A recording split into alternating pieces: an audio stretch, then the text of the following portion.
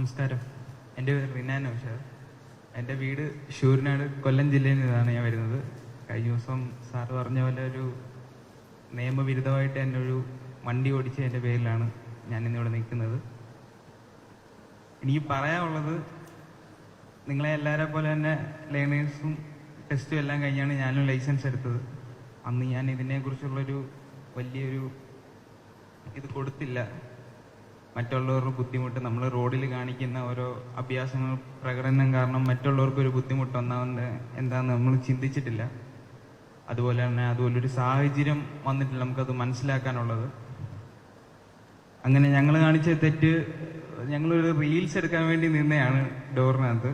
ഞാനാണ് വണ്ടി ഓടിച്ചത്.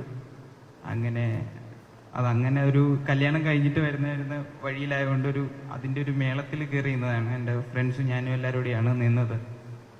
അപ്പോൾ അതിൻ്റെ ഒരു കോപ്പി ഇവിടെ ബഹുമാനപ്പെട്ട RTO സാറിൻ്റെ മുന്നിൽ ജനങ്ങൾ എത്തിച്ചത് നല്ലൊരു കാര്യമായിട്ട് തന്നെ ഞാൻ കണക്ക് കൂട്ടുന്നു. കാരണം എനിക്കതിൽ നിന്ന് എൻ്റെ തെറ്റുകൾ മനസ്സിലാക്കാനും ഞാൻ കാണിച്ച തെറ്റ് എത്ര ഗുരുതരമായ ഒരു തെറ്റാണെന്ന് എനിക്ക് മനസ്സിലാക്കാനും കഴിഞ്ഞു.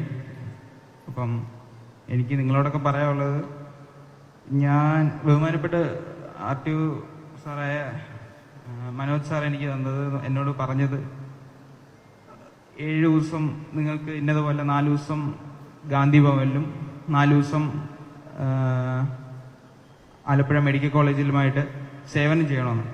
ആദ്യം നമുക്കത് എന്താണെന്ന് മനസ്സിലായില്ല. പക്ഷേ അവിടെ ചെന്ന് അവിടുത്തെ കാഴ്ചകൾ കണ്ടപ്പോഴാണ് നമുക്ക് എന്താണ് ഗാന്ധി ഭവനിലായാലും കൈയില്ലാത്തവർ, സ്വാധീനമില്ലാത്തവർ, അവർക്കുള്ള ബുദ്ധിമുട്ട്, ഇതെല്ലാം നേരിട്ട് കാണുമ്പോഴാണ് നമുക്ക് മനസ്സിലാവുന്നത് നമുക്ക് കൈയുള്ളതും കാലുള്ളതും തലയുള്ളതും എല്ലാം വെച്ചിട്ട് നമ്മൾ എന്തുമാത്രം തെറ്റുകളാണ് ചെയ്യുന്നതെന്ന് നമുക്ക് നേരിട്ട് കാണുമ്പോൾ മനസ്സിലാവുള്ളൂ. അപ്പോൾ സ്വാധീനമുള്ളവർ നമ്മൾ ഇത്രയും അഹങ്കാരങ്ങൾ ചെയ്യുന്നതും മറ്റുള്ളവർക്കുണ്ടാകുന്ന ബുദ്ധിമുട്ടുകളും നമ്മൾ ഓർക്കേണ്ടതാണ്. അതുപോലെ തന്നെ ആലപ്പുഴ മെഡിക്കൽ കോളേജിൽ നിൽക്കുമ്പോഴാണ് നമുക്ക് മനസ്സിലാവുന്നത്, ഞാൻ അവിടെ നിന്ന് സേവനത്തിൽ നിൽക്കുന്ന സമയത്ത് ഒരു നിമിഷം പോലും എൻ്റെ കൈ ചോരയിന്ന് മാറിയതായിട്ട് എനിക്ക് ഓർമ്മയില്ല. ഭക്ഷണം പോലും എനിക്ക് കഴിക്കാൻ പറ്റിയിട്ടില്ല. കാരണം നമ്മൾ കൊണ്ടുവരുന്നതെല്ലാം ആംബുലൻസിൽ നമ്മൾ കാണുന്നത് ചോരയെ കുളിപ്പിച്ച ഓരോ ശരീരങ്ങളാണ്. എൻ്റെ കയ്യിലിരുന്ന് തന്നെ ഞാൻ കണ്ടിട്ടുണ്ട് 1-2 പേര് മരിച്ചിട്ടാണ് ഞാൻ എടുത്ത് സ്ട്രക്ചറിലോട്ട് വെച്ച്. എനിക്ക് നല്ല ഓർമ്മയുണ്ട്.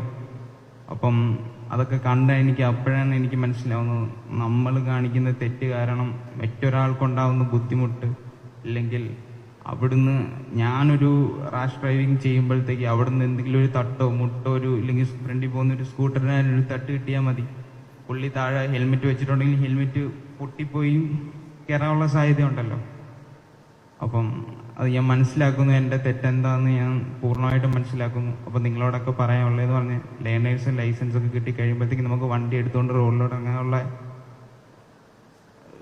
സന്തോഷമായിരിക്കും എല്ലാം. അപ്പം പറയാനുള്ളതെന്ന് പറഞ്ഞു കഴിഞ്ഞാൽ, ശ്രദ്ധിക്കുക, സൂക്ഷിച്ച് വണ്ടി ഓടിക്കുക, നിയമങ്ങൾ പാലിക്കുക. കണ്ട കാഴ്ചകൾ കണ്ണിൽ കണ്ടിട്ടാണ് ഞാൻ പറയുന്നത്. എല്ലാവരും ശ്രദ്ധിച്ച് വണ്ടി ഓടിക്കുക. നന്ദി.